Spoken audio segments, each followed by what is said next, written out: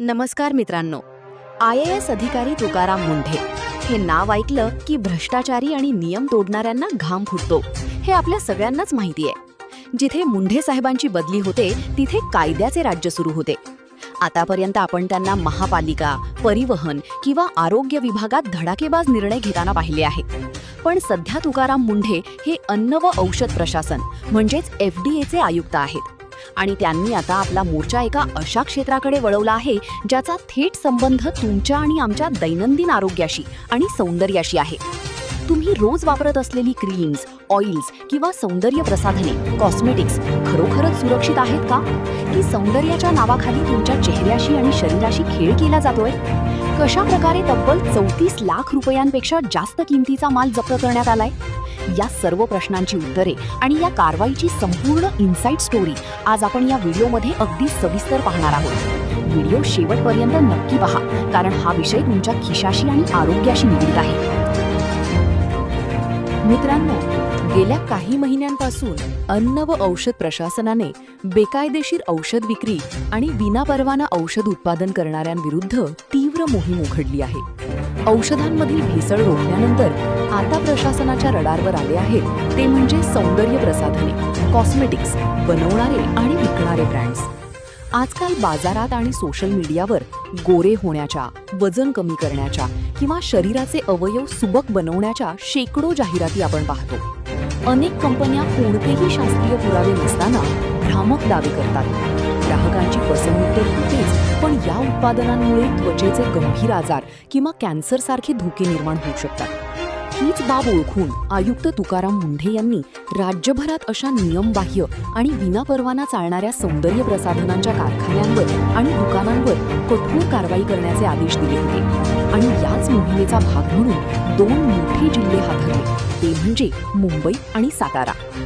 साताऱ्यातील पहिली मोठी कारवाई, कराडमधील राजलक्ष्मी टेलिकम्युनिकेशन. चला तर मग सुरुवात करूया पहिल्या मोठ्या कारवाईपासून, जी सातारा जिल्ह्यात झाली. अन्न व औषध प्रशासनाच्या गुप्तचर विभागाला एक अत्यंत गोपनीय माहिती मिळाली होती. या माहितीच्या आधारे 12 जून रोजी सातारा जिल्ह्यातील कराड येथील मेसर्स राजलक्ष्मी टेलिकम्युनिकेशन या कंपनीवर अचानक छापा टाकण्यात आला. नाव जरी टेलिकम्युनिकेशन असले तरी या ठिकाणी मोठ्या प्रमाणावर विविध प्रकारची सौंदर्य प्रसाधने विक्रीसाठी साठवून ठेवण्यात आली होती. जेव्हा अधिकाऱ्यांनी या उत्पादनांची बारकाईने पडताळणी केली तेव्हा अधिकारीही चक्रावून गेले. घोटाळा काय होता माहितीये? या उत्पादनांचे जे बाहेरचे मोठे बॉक्स होते, कार्टन्स होते, त्यावर बॅच नंबर आणि मॅन्युफॅक्चरिंग डेट, उत्पादन दिनांक व्यवस्थित लिहिलेली होती.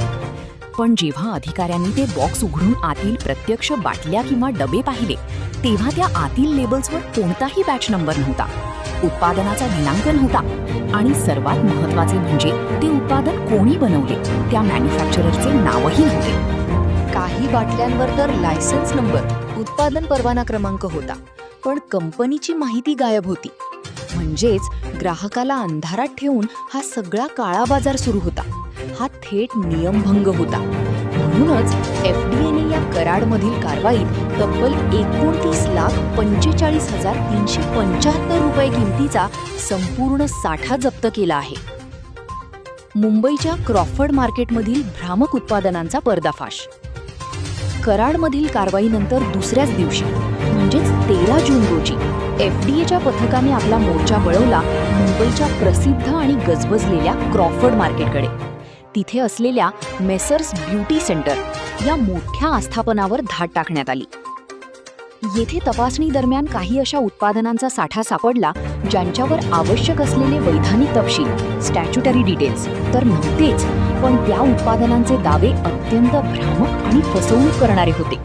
आपण या उत्पादनांची नावे आणि त्यांचे दावे समजून घेऊया, जेणेकरून तुम्हीही भविष्यात सावध राहाल.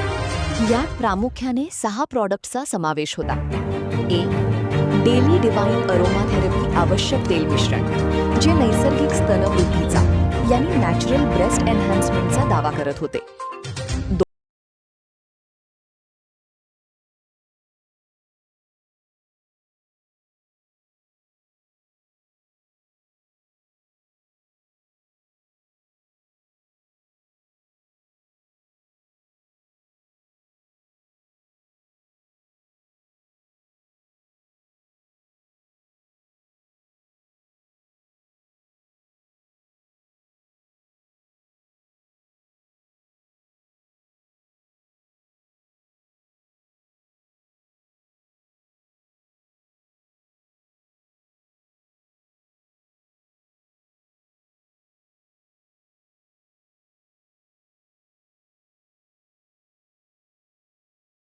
लोकांना आकर्षित करून लुबाडण्यासाठी केले जात होते. प्रशासनाने त्वरित कारवाई करत येथून 1,20,152 रुपयांचा माल जप्त केला. कारवाईचे हे सत्र इथेच थांबले नाही. मुंबईतीलच कांदिवली पश्चिम भागात असलेल्या मेसर्स रेडियंट क्रिएशन्स या संस्थेवरही छापा टाकण्यात आला. इथे चालणारा प्रकार तर अजूनच भयंकर होता. या ठिकाणी कोणत्याही वैध परवान्याशिवाय म्हणजे व्हॅलिड लायसन्स शिवाय थेट औषधे आणि सौंदर्य प्रशासनांचे उत्पादन केले जात होते आणि साठाही करून ठेवला होता. जेव्हा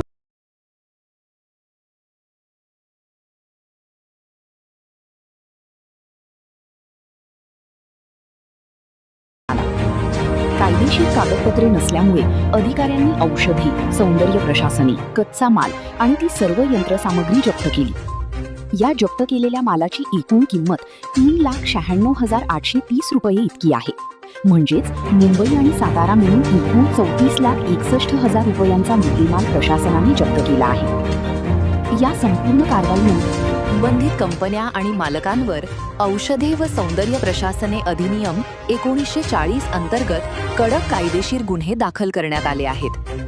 या मोहिमेबद्दल बोलताना अन्न व औषध प्रशासनाचे आयुक्त तुकाराम मुंढे यांनी अत्यंत कडक शब्दांत इशारा दिला आहे.